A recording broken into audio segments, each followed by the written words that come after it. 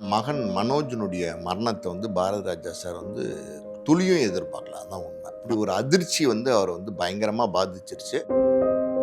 வேண்டாம், நான் எதுக்கு இனிமே வாழணும், என்ன இருக்கு, என்னுடைய வாழ்க்கையில எல்லாமே முடிஞ்சு போச்சு, இங்கிருந்து போயிடணும் அப்படின்ற ஒரு முடிவில் தான் இந்த 1.25 வருஷம் பாரதி ராஜா சார் இருந்தாருன்னு சொல்றாங்க. ஏதோ ஒரு காலகட்டத்தில் இவங்களுக்குள்ள ஏதோ ஒரு கருத்து வேறுபாடு, இது எனக்கு முதல்ல தெரியும். அதாவது பாரதி ராஜா சாரும் அவர் துணைவியாரும் பிரிஞ்சு தான் இருக்காங்க, தனித்தனியாக தான் இருக்காங்க அப்படிங்கிறது. எத்தனை வருஷமா? ஒரு 76 77 இருக்கும் வயசு. அவங்களுக்கு நடக்க முடியாமல் 2 பேர் கூப்பிட்டு வராங்க. அப்படி அவங்க அழுகிறாங்க, வேதனைப்படுறாங்க, கத்துறாங்க. அந்த நேரத்தில் கங்கை அமரன் சார் கங்கை அமரன் சாரை பொறுத்த வரைக்கும் எப்படின்னா,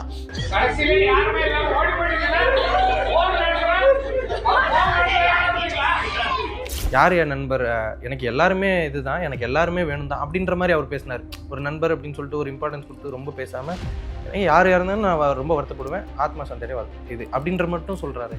விரக்தி மனநிலை சார் அது. ஆக்சுவலி பார்த்தீங்கன்னா ரொம்ப ஒன்றா இருந்தவங்க, ஒன்றா ஒரே தட்டில் சாப்பிட்டவங்க அவங்கெல்லாம். நீங்கள் நல்லா அந்த வீடியோ பார்த்தீங்கன்னா, அப்போ பார்த்தீங்கன்னா முதல் பட வாய்ப்பு ஒன்று கிடச்சிருக்கு பாரதி ராஜா சாருக்கு. அவர் எஸ்.ஏ. ராஜ்கண்ணு சார் பார்த்தீங்கன்னா 30,000 ரூபா கொடுத்துருக்காரு. அவர் தேங்காய் வியாபாரம் பண்ணியிருக்காரு. கொடுத்துட்டு இது நீங்கள் போய் ஷூட் பண்ணுங்கள், அடுத்தடுத்து உங்களுக்கு நான் பணம் அனுப்புகிறேன், நீங்கள் போங்க, நம்பிக்கையாக போங்கன்னு அனுப்பிச்சிருக்கேன். வீட்டுக்கு வரும்போது பார்த்தீங்கன்னா பால் இல்லை, பால் டின் இல்லாமல் பார்த்தீங்கன்னா மனோஜ் கை குழந்தை அழுதுகிட்டு இருக்கிறாரு. அப்போ கையில் 30,000 ரூபா இருந்திருக்கு, பையன் அழுதுகிட்டு இருந்திருக்கான். அதையும் பார்க்குறாரு, மனைவி கேட்குறதையும் பார்க்குறாரு, பால் இல்லைன்னு சொல்கிறதையும் பார்க்குறாரு. இதுலேருந்து ஒரு 100 ரூபா எடுத்து கொடுக்கக்கூடாது. இது ஒரு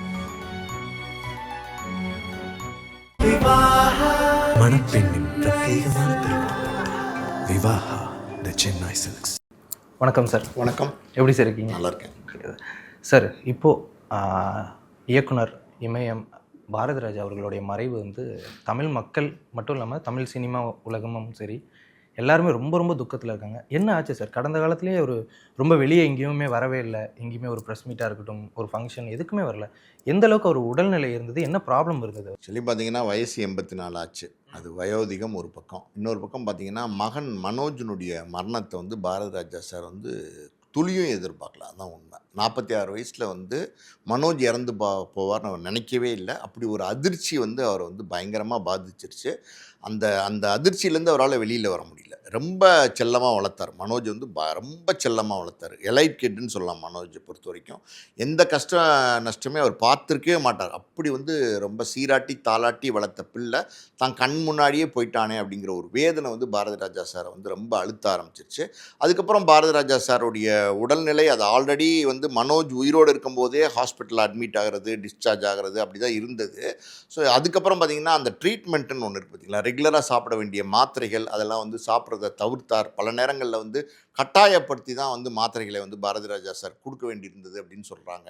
இன்னொரு பக்கம் பார்த்திங்கன்னா உணவுன்னு இருக்குது பார்த்திங்களா, அவர் சாப்பிட்றது கம்மியாக இருக்கும், 2 இட்லியாக இருக்கலாம், கொஞ்சம் சாப்பாடாக இருக்கலாம், அதையும் பாரதி ராஜா சார் பல நேரங்களில் தட்டி விட்டுட்டார். வேண்டாம், நான் எதுக்கு இனிமேல் வாழணும், என்ன இருக்குது, என்னுடைய வாழ்க்கையில் எல்லாமே முடிஞ்சு போச்சு அப்படின்னு அவர் எல்லாத்தையுமே நிராகரிக்க ஆரம்பிச்சிட்டாரு. இந்த இந்த இந்த எப்படி சொல்லுது, இந்த பிறப்பு அது முடிஞ்சு போச்சு, நம்ம இங்கேருந்து போயிடணும் அப்படின்ற ஒரு முடிவில் தான் இந்த 1.25 வருஷம் பாரதி ராஜா சார் இருந்தாருன்னு சொல்கிறாங்க.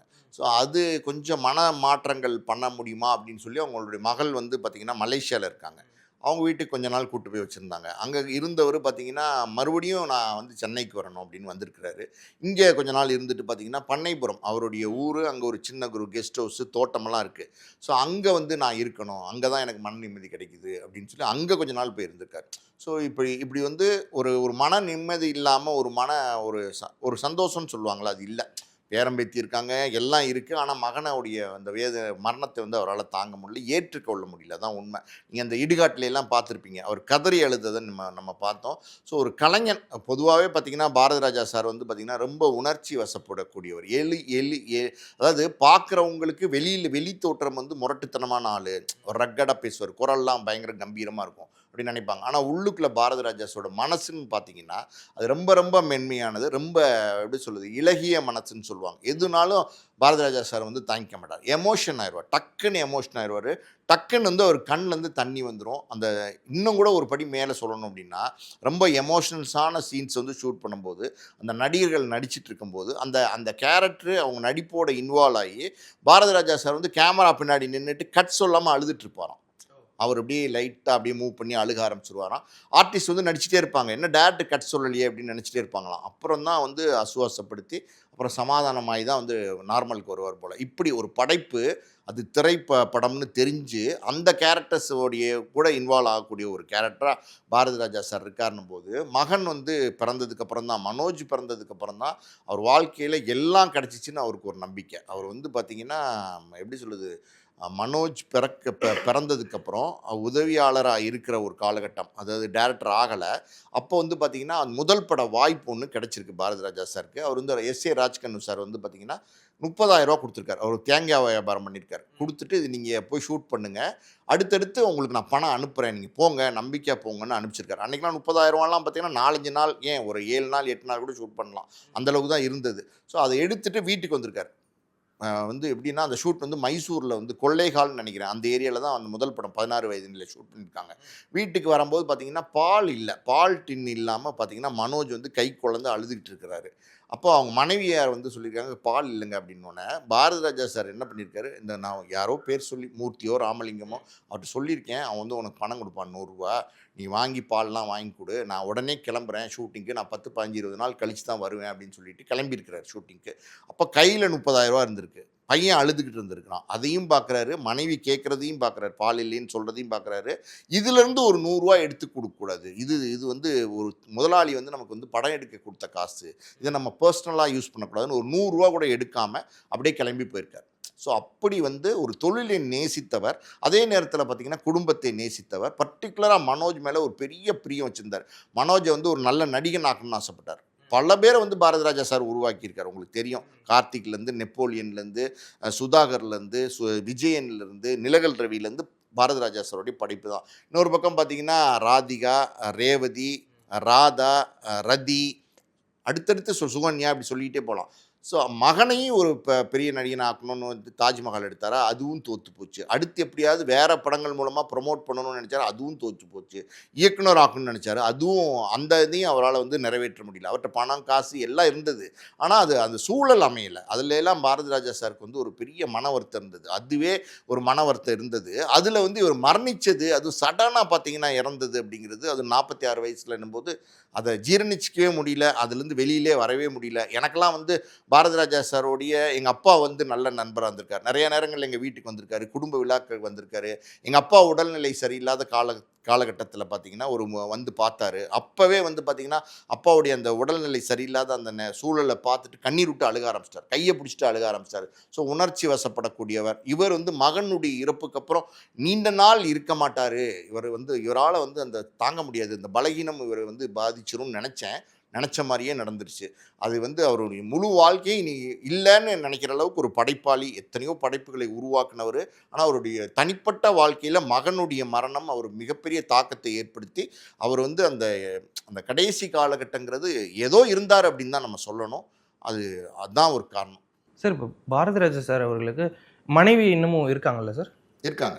இப்போ கங்கை அமரன் அவர்கள் அங்கே வந்து குரலை சுற்றி திட்டினார், கடைசி காலத்தில் கூட நீங்களாம் இல்லாமல் போயிட்டீங்களே அப்படின்னு சொல்லிட்டு. எங்கே சார் போனாங்க, விட்டுட்டு போயிட்டாங்க அப்படின்னு சொல்லிட்டு அவர் சொல்லிட்டு இருந்தார். என்ன ஆச்சு அவங்க குடும்பத்தில்? சந்திரலீலா பாரதி ராஜா அவங்க வந்து மனைவியார். கிட்டத்தட்ட 1976 அவங்க 2 பேருக்கும் திருமணம் நடந்தது. அவங்க யார் அப்படின்னா பாரதி ராஜா சாரோட சொந்த அக்கா மகள், உறவுக்கார பெண்மணி தான். நீங்கள் மனோஜ்குமார் டைரக்டர் பார்த்துருப்பீங்க, அவர் நேற்று கூட வந்தார் இல்லையா?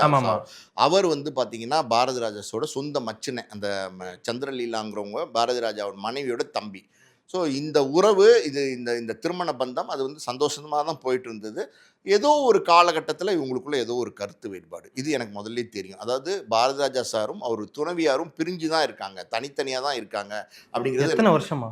சில வருடங்கள், மேபி ஒரு 6-7 வருஷங்களாக இருக்கலாம், 10 வருஷங்களாக இருக்கலாம், கரெக்டாக சொல்ல முடியாட்ட கூட அவங்க 2 பேரும் கொஞ்சம் கருத்து வேறுபாடு இருந்தது. அவங்களுக்குள்ள ஏதோ கருத்து வேறுபாடு இருந்தது. கணவன் மனைவிக்குள்ள கருத்து வேறுபாடுங்கிறது எல்லா குடும்பத்துலையும் இருக்கு இல்லையா? அவர் பிரபலமாக இருக்கிறதுனால தான் இன்றைக்கி நம்ம அதை பற்றி பேசுகிறோம். ஆனால் அது இருந்தது. அதனால் அவங்க வேறு ஏதோ இன்னொரு வீட்டில் தான் இருந்தாங்க. மனோஜ் இறந்தார் இல்லையா, அந்த நேரத்தில் பார்த்தீங்கன்னா அப்பயுமே அவங்க வந்து அந்த நீலாங்கரை வீட்டில் இல்லை. நீலாங்கரை வீட்டில் வந்து பாரதி ராஜா சார் தான் இருந்துட்டு இருந்தார். மனோஜ் வந்து பார்த்திங்கன்னா இங்கே கீழ்ப்பாக்குன்னு நினைக்கிறேன், அங்கே ஏதோ ஒரு ஃப்ளாட்டில் வந்து இருந்துட்டு இருந்தார் மனைவி குழந்தைங்களோட. அங்கே இவங்க துணைவியார் போக வர, மகள் வந்து மலேசியாவில் இருந்தாங்க இல்லையா. ஸோ இப்படி இருந்த ஒரு வட்டத்தில் வந்து பார்த்திங்கன்னா மனோஜ் வந்து போய் பாரதி ராஜா சாரை பார்க்க, பேச, அவருக்கு வந்து கூட இருந்து எல்லாம் பண்ணிகிட்டு இருந்தார். துணைவியார் எப்போயாவது 1-2 தடவை வந்து போவாங்க போல், பெருசாக இல்லை தொடர்புங்கிறது. அது உண்மைன்னு தான் சொல்கிறாங்க. அது உண்மை அதான். ஸோ அப்படி இருக்கிற சூழலில் நேத்திக்கு வந்து பார்த்திங்கன்னா நடந்தது. பாரதி ராஜா சாருடைய உடல் பின்னடைவு நமக்கு எல்லாருக்குமே தெரியும். சில மாதங்களுக்கு முன்னாடி ஹாஸ்பிட்டல் அட்மிட்டாக இருந்தார். அப்போயே நிறைய ரூமர்ஸ்லாம் வந்துச்சு, ஆமாம். காலமாயிட்டார்னு சொல்லி. ஆனால் அதெல்லாம் பொய்யா போச்சு. அதுக்கப்புறம் அவர் உடல் தேறி வந்தார். தாய் கிழவி படத்தை பார்த்துட்டு ராதிகாவை வந்து பாராட்டினது, உனக்கு நேஷ்னல் அவார்டு கிடைக்கணும்னு சொன்னதெல்லாம் நம்ம பார்த்தோம். அப்போ ஒரு நினைவோடு தான் இருக்கார். வயோதிக தடுமாற்றம் இருக்குதே தவிர நினைவெல்லாம் நல்லா தான் இருக்குங்கிறத நம்ம தெளிவாக தெரிஞ்சிக்க முடியுது. 1 மாதத்துக்கு முன்னாடி வந்த வீடியோ தான் அதெல்லாம். இங்கே பாரதி ராஜா சார் வந்து மனோஜுடைய மரணத்துக்கு அப்புறம் அவருக்கு பார்த்துக்கிறதுக்கு ஆள் இல்லைங்கிறது உண்மை. மகள் வெளிநாட்டில் இருக்காங்க, மனைவி வேறு ஏதோ ஒரு வீட்டில் இருக்காங்க. ஸோ பாரதி ராஜா சார் இந்த பங்களாவில், பெரிய பங்களா, அந்த பங்களாவில் வந்து தனியாக தான் வசிச்சிருக்காரு. வேலையாட்கள்லாம் இருந்திருக்கிறாங்க. அவருக்கு ஒரு உதவியாளர், அதுக்கப்புறம் பார்த்திங்கன்னா 2 மெயில் நர்ஸு, சமயக்காரன், தோட்டக்காரன் எல்லாருமே அங்கே இருப்பாங்க. அதாவது சமயக்காரவங்களாம் காலையில் வருவாங்க போவாங்க. அவரோட உதவியாளர்கள் 2-3 பேர் இருந்திருக்கிறாங்க. அதாவது கேர்டேக்கர்னு சொல்லுவாங்கள்ல, அப்படி இருந்திருக்காங்க. நேற்று அதாவது மரணிச்சார் இல்லையா, அதுக்கு முதல் நாள் இரவு வந்து பார்த்திங்கன்னா ஏதோ இட்லியோ நம்ம சாப்பிட்டுட்டு படுக்க போயிருக்காரு. அவ்வளோதானே சாப்பிட முடியும், சாப்பிட்டு படுக்க போயிருக்காரு. வழக்கமாக அதிகாலை 5 மணிக்கு சுகர் ஏதாவது இருந்தால் இன்ஜெக்ஷன்லாம் போடுவாங்கள்ல, அந்த மாதிரி எதுவும் எழுப்ப போனாங்களான்னு தெரில. 5 மணிக்கு போய் பார்க்கும்போது அவர் இறந்துருக்கார். அவர் இல்லைங்கிறது உதவியாளர் பார்த்துட்டு ஷாக் ஆகிருக்காரு. உடனே வந்து யாருக்கோ சொந்தக்காரங்களுக்கு தகவல் சொல்லியிருக்காரு, டாக்டருக்கு தகவல் சொல்லியிருக்காங்க, எல்லோரும் வந்து பார்த்துருக்காங்க. அது 6 மணி ஆயிடுச்சு. 6 மணிக்கு தான் அவர் வந்து இறந்துட்டாருங்கிறது உறுதிப்படுத்தியிருக்கிறாங்க, டாக்டர்ஸ் வந்து உறுதிப்படுத்தியிருக்காங்க. ஆனால் அவர் எப்போ அவருடைய உயிர் பிரிந்தது அப்படிங்கிறது யாருக்குமே தெரில. அவர் வந்து 2 மணியா 1 மணியா அந்த நேரத்தில் ஏதாவது சங்கடப்பட்டாரா, இதெல்லாம் நமக்கு தகவல் இல்லை. அதாவது ஒரு பெரிய படைப்பாளி, அவருடைய உறவுகள் இல்லாமல் போச்சு. அதாவது நீங்கள் உதவியாளர்கள் நிறைய பேர் இருக்காங்க, அவங்களாம் உறவுக்காரவங்களாக மாறிட முடியாது. உங்களுடைய உறவு யாராக இருக்க முடியும்? மனைவி, குழந்தைங்க, பேரம்பேத்திங்க, இந்த செக்டாரு. அம்மா அப்பா இருந்தால் அம்மா அப்பா, அதுக்கப்புறம் அண்ணன் தங்கச்சி, அக்கா தங்கச்சி, இப்படி ஏதாவது உறவுகள். இவங்க தானே ஒரு இரத்த சொந்தத்துக்குள்ளே வருவாங்க. அப்படி யாரும் பாரதி ராஜா சார் வீட்டில் அன்றைக்கி இல்லைங்கிறது உண்மையான தகவல். ஸோ கங்கை அமரன் சார் அன்றைக்கி வந்து பார்த்திங்கன்னா அவங்களுக்கு மனைவியாருக்கு வந்து தகவல் சொல்லி அவங்க வந்து ஒரு 11:30 மணிக்கு வர்றாங்க. 11:30 மணிக்கு வரும்போது பார்த்திங்கன்னா அவங்க மனைவியார் அவங்க வந்து புருஷன் பொண்டாட்டிக்குள்ளே கருத்து வேறுபாடு இருக்குது, பல குடும்பங்களில் இருக்குது, யார் வீட்டில் இல்லை, எல்லாமே மீறி பார்த்திங்கன்னா அவங்க அந்த கணவன் மேலே இருக்கிற பாசத்தில் தான் கதறிக்கிட்டு வராங்க. அவங்களே ஒரு தள்ளாட்டமான ஒரு ஏஜுக்கு அவங்களும் வந்துட்டாங்க. ஒரு 76 77 இருக்கும் வயசு அவங்களுக்கு. நடக்க முடியாமல் 2 பேர் கூப்பிட்டு வராங்க. அப்படி அவங்க அழுகிறாங்க, வேதனைப்படுறாங்க, கத்துறாங்க. அந்த நேரத்தில் வந்து கங்கை அமரன் சாரை பொறுத்த வரைக்கும் எப்படின்னா, Ilaiyaraaja, Gangai Amaran, SP Balasubrahmanyam, Malaysia Vasudevan, writer R Selvaraj, Bharathi Raja sir, இவங்க எல்லாமே ஒரு கூட்டம்னா ஆரம்பத்தில் பார்த்திங்கன்னா ஒரே ரூமில் தங்கினவங்க. எனக்கு தெரிஞ்ச ஒரு தகவல் அப்படின்னா, பண்ணைபுரம் அந்த பக்கத்தில் இருக்கிற ஊரில் தான் இளையராஜாலாம் இருந்திருக்காங்க. இந்த கச்சேரி இதெல்லாம் பாடும்போது இவர் போய் பார்த்து பேசி பழகி அங்கேயே ஒரு சின்ன நட்பு வந்து ஏற்பட்டிருக்கு. பாரதி ராஜா சார் தான் முதல்ல வந்து சினிமா துறைக்கு வந்திருக்காரு. அவருக்கு எஸ்பி பாலசுப்ரமணியமோட ஒரு நட்பு இருந்திருக்கு. அவர் ஒரு சின்ன அறையில் இருந்திருக்காரு. இவங்க பாரதி ராஜா சாரை நம்பி பார்த்திங்கன்னா இளையராஜா, கங்கை அமரன், ஆர்டி பாஸ்கர் எல்லோரும் வந்து அவங்க பெட்டி படுக்கையோடு வந்துட்டாங்க. அவரே ஷாக் ஆகிருக்காரு. என்னப்பா நீங்கள் எல்லோரும் வந்துட்டீங்க, எப்படி எல்லோரும் இருக்கிறதே சின்ன இது, என்ன பண்ண முடியும், நீங்கள்லாம் வந்துட்டீங்களே அப்படின்னு சொல்லி. ஆனால் வந்த நண்பர்களை திருப்பி அனுப்பவும் மனசு இல்லை. அதனால் சரி இருக்கலாம், நம்ம எல்லோரும் உட்காந்து ஏதோ ஒன்று பண்ணி சாப்பிட்லாம் வாங்க அப்படின்னு சொல்லி ஒன்றா இருந்தவங்க தான். ஒரு டீ வாங்கி 2 பேர் குடித்தவங்க. ஒருத்தர் சம்பாதிப்பார், யார், எஸ்பி பாலசுப்ரமணியம் சம்பாதிப்பார். அவர் ஒரு பாட்டு பாடினா அந்த காசு எடுத்துகிட்டு வந்து இங்கே கொடுப்பாரு. அவங்க எல்லாம் ஒன்றா சாப்பிடுவாங்க, எல்லாருமே சாப்பிடுவாங்க. ஸோ இளையராஜாக்கு ஏதோ ஒரு ஹார்மோனிய வாய்ப்பு கிடைக்கும், யாரோ ஒரு இசையமைப்பாளர், அதில் வரும் வருமானத்தை இவங்கெல்லாம் இப்படி தான் ஒரு கூடி வாழ்ந்துருக்குறாங்கன்னு வச்சுக்கோங்களேன். ஒரு கூட்டு பறவைகள் மாதிரி வாழ்ந்துருக்காங்க ஒரு காலம். அது நட்பு, அந்த நட்பு ரொம்ப ஆழமான அழுத்தமான நட்பு, இன்னைக்கு வரைக்கும் தொடர்ந்து வந்த நட்பு. இளையராஜா சார் வந்து வெளியில் வந்து ப்ரெஸ்ஸில் கேட்குறாங்க. அப்போ வந்து அவரால் பேச முடியல, இது என்ன பேட்டி எடுக்கிற இடமா அப்படின்னு சொல்லிட்டு அவன் போயிட்டாயா அப்படின்னு சொல்லும்போது அவர் கண்ணு கலங்குறாரு. நீங்கள் இளையராஜா சார் வந்து எப்போவுமே கோவமாக சிடுன்னு பேசி தான் பார்த்துருப்பீங்க. ஆனால் அந்த இடத்துல கூட நிறைய பேர் இளையராஜா அவர்களை வந்து விமர்சனம் பண்ணிட்டு இருந்தாங்க. அதாவது உங்கள் நண்பர் தானே அப்படின்னா, யார் என் நண்பர், எனக்கு எல்லாருமே இதுதான், எனக்கு எல்லாருமே வேணும் தான் அப்படின்ற மாதிரி அவர் பேசினார். ஒரு நண்பர் அப்படின்னு சொல்லிட்டு ஒரு இம்பார்ட்டன்ஸ் கொடுத்து ரொம்ப பேசாமல், யார் இருந்தாலும் நான் ரொம்ப வருத்தப்படுவேன், ஆத்மா சந்தேகம் இது அப்படின்ற மட்டும் சொல்கிறாரு. விரக்தி மனநிலை சார் அது. ஆக்சுவலி பார்த்திங்கன்னா ரொம்ப ஒன்றா இருந்தவங்க, ஒன்றா ஒரே தட்டில் சாப்பிட்டவங்க அவங்கெல்லாம். அது அந்த மாதிரி வாழ்ந்தவங்க. அது ஒரு வசந்த காலம்னு வச்சுக்கோங்களேன். வைரமுத்துவும் கூட இருந்தார். இவங்க ஆமா. இளையராஜா, பாரதி ராஜா, வைரமுத்து இவங்கெல்லாம். வைரமுத்து இளையராஜா ஃபோட்டோஸு, பாரதி ராஜா, வைரமுத்து இளையராஜா இருக்கிற ஃபோட்டோஸு, நீங்கள் பெல் பாட்டம்லாம் போட்டிருப்பார் இளையராஜாலாம். அந்த கங்கையமரனோட இருக்கிற ஃபோட்டோஸு எல்லாமே நீங்கள் அந்த காலத்தில் பார்த்துருப்பீங்க. அவ்வளவு நெருக்கமான நண்பர்களாக இருந்திருக்கிறாங்க. ஏன் இன்னும் சொல்லப்போனால் வைரமுத்து இளையராஜாவுக்கு வந்த 2 பேருக்கு சண்டையாச்சு இல்லையா, அது இந்த சினிமா துறைக்கு பெரிய இழப்பு. பாரதி ராஜாவும் இளையராஜாவுமே ஒரு ஸ்டேஜுக்கு மேலே சேர்ந்து பண்ணியாற்றல. அவங்களுமே பார்த்தீங்கன்னா எனக்கு கடலோர கவிதைகள்னு நினைக்கிறேன் கடைசி படம், அதுலேருந்து விலகிட்டாங்க. கிழக்கு சீமையில ஆமா, வந்து ஏஆர் அதுக்கப்புறம் நிறைய மியூசிக் டைரக்டரோட அவர் டிராவல் பண்ணாரு. அம்ச லேக்கா அது இதுன்னு டிராவல் பண்ணாரு. சொல்ல வர்றது என்னன்னா, அந்த நட்புங்கிறது எப்படின்னா, ஏதோ வைகை டேமோ எங்கேயோ வந்து பார்த்தீங்கன்னா ரெக்கார்டிங்க்கு போயிருக்காங்க, அதாவது கம்போசிங் போயிருக்காங்க. பாரதி ராஜா சாரோட படம். அப்போ இளையராஜா, வைரமுத்துலாம் பார்த்தீங்கன்னா அந்த அந்த டேமில் ஓடி பிடிச்சலாம் விளையாண்டுட்டு இருக்காங்க. ஸோ அந்த மாதிரி ஒரு ஃப்ரெண்ட்ஷிப் அது. அது ஏதோ ஒரு காரணத்தினால உடைஞ்சு, அது ஏதோ ஒட்ட வைக்கவே முடியாத ஒரு ஒரு ஒரு காலகட்டத்தை தாண்டி கடந்துருச்சுன்னு வச்சுக்கோங்களேன். ஆனால் அந்த நட்புங்கிறது அவ்வளோ முக்கியமான நட்பு. அப்படி இருக்கும்போது இளையராஜா அது வந்து எப்படின்னா, அவர் ஒரு விரக்தியில் பேசுகிறார். நீங்கள் நல்லா அந்த வீடியோ பார்த்தீங்கன்னா, அவர் கண்ணெல்லாம் கலங்குது, அவர் அழுகிறார். நீங்கள் பார்த்தீங்கன்னா தெரியும், முகம் வந்து அழுகுது. ஆனால் அவரால் அதுக்கு மேலே பேச முடியல. பொதுவாக நம்ம கோவப்பட்ட இளையராஜா தான் பார்த்துருப்போம். மகள் பவந்தாரணி இறந்தப்போ கூட பார்த்தீங்கன்னா இளையராஜாவை நம்ம இப்படி பார்க்கல. ஆனால் பாரதி ராஜா சாரோட இன்டர்வியூவில் நீங்கள் டீட்டெயில் பண்ணி பாருங்கள், அவர் அழுகிறார், முகமெல்லாம் அழுக ஆரம்பிக்குது.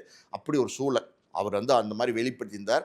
ஸோ இந்த இடத்துல பார்த்தீங்கன்னா அந்த மனைவி, நீங்கள் கேட்டிங்க இந்த கேள்வி, அவங்க வந்தாங்க இல்லையா, அவங்க வரும்போது அவங்க வேதனையோடு தான் வராங்க, கத்தி அழுதுட்டு வராங்கன்னு வச்சுக்கோங்களேன். அவங்க கிராமத்துலேருந்து வந்தவங்க. அந்த இடத்துல கங்கை அமரன் வந்து பார்த்தீங்கன்னா, அவரும் அதான் அந்த நட்பு, அதுக்கு தான் சொன்னேன். நல்ல நண்பர்கள். இந்த மாதிரி வந்து யாருமே இல்லையே, அவர் இறந்து போகிற நேரத்தில் யாருமே இல்லையே, யாருமே இல்லாத ஒரு சூழலில் எப்போ இறந்தாருன்னே தெரியாமல் இறந்து போயிருந்திருக்காரே அப்படின்னு. எவ்வளோ பெரிய படைப்பாளி, எவ்வளோ பெரிய சொத்து எல்லாம் வச்சுருக்கு, எல்லாமே இருக்குங்க பாரதி ராஜா சார்ட்ட. ஆனால் அப்படிப்பட்ட ஒரு மகா மேதை இன்றைக்கி வந்து ஒரு பெரிய படைப்பாளி, தமிழ்நாடே கொண்டாடக்கூடிய ஒரு படைப்பாளி, அப்படிப்பட்டவர் இறக்கும் போது யாருமே இல்லையா, அனாதையை விட்டுட்டாங்கன்ற ஒரு ஆதங்கம் கங்கை அமரனுக்கு இருக்குங்கிறது உண்மைதான், இருந்தது உண்மைதான். அதை வந்து வெளிப்படுத்துறதுங்கிறது வந்து எப்படின்னா, அப்படி டக்குன்னு வந்து நீங்கள் நெருப்பு மாதிரி பொரியும் போது, அது இன்னைக்கு வந்து பாரதி ராஜா சாருடைய இறப்பில் தான் நேற்று தமிழ்நாடு ஊடகங்கள் எல்லாருமே இருந்தாங்கன்னும் போது, அது அட்டென்ஷன் சீக்கிங்காக மாறும்ல. எல்லாருமே வந்து அந்த அந்த அந்த கத்துனது, ஓடி போயிட்டீங்கல்ல, அனாதையை சாக விட்டுட்டீங்கல்ல, இப்போ எதுக்கு வந்தீங்க அப்படின்னு கேட்குறதெல்லாம் பார்த்தீங்கன்னா எல்லார் பார்வையும் ஈர்க்க ஆரம்பிச்சிருச்சு. ஸோ இது வந்து ஒரு கணவன் மனைவிக்குள்ளே இருந்த பிரச்சனை. அது வந்து யாருக்குமே தெரியாது, நேற்று வரைக்கும் தெரியாது. சினிமா துறையில் இருக்கிற எங்களை மாதிரி ஆட்களுக்கு தெரியும், ஆனால் வந்து வெளியில் பப்ளிக் வந்து யாருக்குமே தெரியாது. ஆனால் இது வந்து இன்றைக்கி வந்து எக்ஸ்போஸ் ஆனது ஒன்று. ரெண்டாவது வந்து பார்த்திங்கன்னா, அவங்க பாயிண்ட் ஆஃப் வியூ, நான் சொல்கிறது லீலா, பாரதி ராஜா இருக்காங்க இல்லையா, அவங்க பாயிண்ட் ஆஃப் வியூலேருந்து பாருங்கள். 76 2026 50 வருஷமாக துணைவியாராக இருந்தாங்க. அவங்க தான் துணைவியார், அதில் மாற்றுக்கருத்துமே கிடையாது. அவங்க தான் துணைவியார், 2 குழந்தைங்களுக்கு தாய். அப்படின்னும்போது அவங்க ஒரு மனைவியாக கணவனை பார்க்க வராங்க. கடைசியாக அது கருத்து வேறுபாடெல்லாம் தாண்டி ஒரு ஆதங்கத்தோட வேதனையோடு கத்திட்டு வந்து பார்க்கும்போது அவங்கள அது ஹர்ட் பண்ணாதான். அவங்கள நான் சொல்கிறது மனைவியாக பாருங்களேன். இவர் யார் சொல்கிறதுக்கு, இப்படி நம்மளை இது பண்ணிட்டாரே அப்படின்னு ஒரு டிச் பண்ணுற மாதிரி, ஒரு ஹர்ட் பண்ணுற மாதிரி ஒரு சூழல் வந்து அன்றைக்கி உருவாயிருச்சு. அவங்களுக்கு அது வேதனையை கொடுத்துருக்கோம். இதை வந்து கங்கை அமரன் செஞ்சிருக்க வேண்டிய தேவையில்லை. அவர் ஒரு அவுட் ஆஃப் எமோஷனில் சொல்கிறாரு. அதை வந்து கொஞ்சம் கட்டுப்படுத்தணும். எல்லா இடத்துலையுமே நீங்கள் எமோஷன்ஸை வந்து காட்டினீங்கன்னா அது இன்றைக்கி பேச்சு பொருளாக மாறுது. பேச்சு பொருளாக மாற்றிருக்க வேண்டிய அவசியம் இல்லை. இன்றைக்கி டோட்டலாக பார்த்தீங்கன்னா கண்டென்ட்டாக மாறிடுச்சு அது. இதுக்கு பதில் என்னென்னா, அவங்க அசுவாசப்பட்டதுக்கப்புறம் தனியாக கூட்டிகிட்டு போய் ஒரு ரூமில் உட்காந்து பேசும்போது எப்படின்னா அழுதுகிட்டே இருக்க போகிறதில்ல. கொஞ்சம் நேரத்தில் வந்து கூப்பிட்டு இப்படிலாம் விட்டுட்டு போயிட்டீங்களே அப்படின்னு ஒரு ரூமில் பேசியிருந்தால் யாருக்குமே தெரிஞ்சிருக்காது.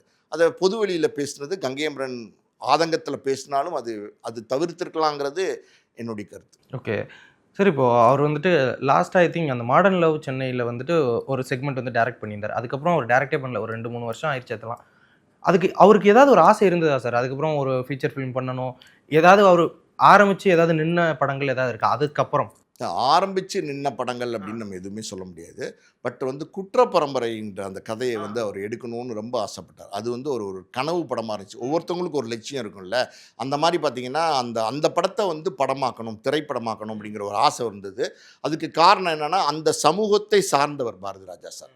ஸோ அதனால் அந்த அந்த மண்ணை பற்றி நல்லா அவருக்கு தெரியும். அங்கே நடந்த சம்பவங்கள், நடக்கிற சம்பவங்கள், அந்த மக்களுடைய வாழ்வியல் எல்லாமே பாரதி ராஜா சாருக்கு வந்து ரொம்ப ரொம்ப நல்லா தெரியும். இப்போ கூட நீங்கள் பாரதி ராஜா சார் பார்த்தீங்கன்னா பாப்புலரான டைரக்டராக தான் பாரதி ராஜா சார் இருப்பார்.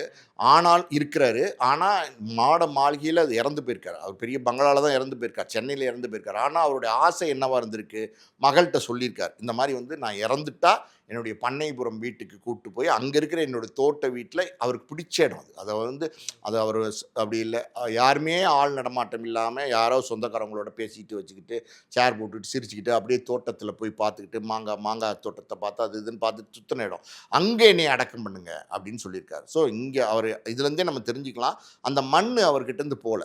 மண் வாசனை வந்து அவர் படமே எடுத்தார். மண் வாசனை வந்து அவர்கிட்ட போகவே இல்லை. ஸோ அப்படி மண்ணை நேசிக்கக்கூடிய ஒரு இயக்குனராக, படைப்பாளியாக பாரதி ராஜா சார் இருந்தான்னும் போது அவருக்கு வந்து அந்த மண் சார்ந்த அந்த சமூகம் சார்ந்த அந்த குட்டப்பரம்பை படத்தை பண்ணணும் அப்படின்னு நினச்சாரு. அதுக்கு அவர் சரியான இயக்குனராக இருந்திருப்பார். அது மட்டும் அவர் பண்ணியிருந்தாருன்னா அவருடைய கேரியர்லேயே மிகப்பெரிய ஒரு மகுடமாக அந்த படம் இருந்திருக்கும். எத்தனையோ அற்புதமான படங்கள்லாம் பண்ணார். முதல் மரியாதை மாதிரி எத்தனையோ சொல்லிக்கிட்டே போகலாம். ஆனால் அது பண்ணியிருந்தாருன்னா இன்னும் நல்லா இருந்திருக்கும் குற்றப்பரம்பரை. அதை பண்ணணும்னு ஆசைப்பட்டார்.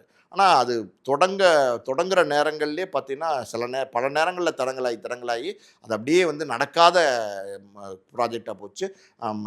அதாவது கனவாகவே போயிடுச்சு. இப்போ அங்கே தான் அடக்கம் பண்ணுறாங்களா சார்? அங்கே இப்போ வந்து கொண்டு போயிட்டாங்க. ஸோ அரசு மரியாதையோடு அவருடைய தோட்டத்தில் அவர் எங்கே பிறந்தாரோ அங்கேயே வந்து அவர் உறங்க போகிறார். கண்டிப்பாக சார்.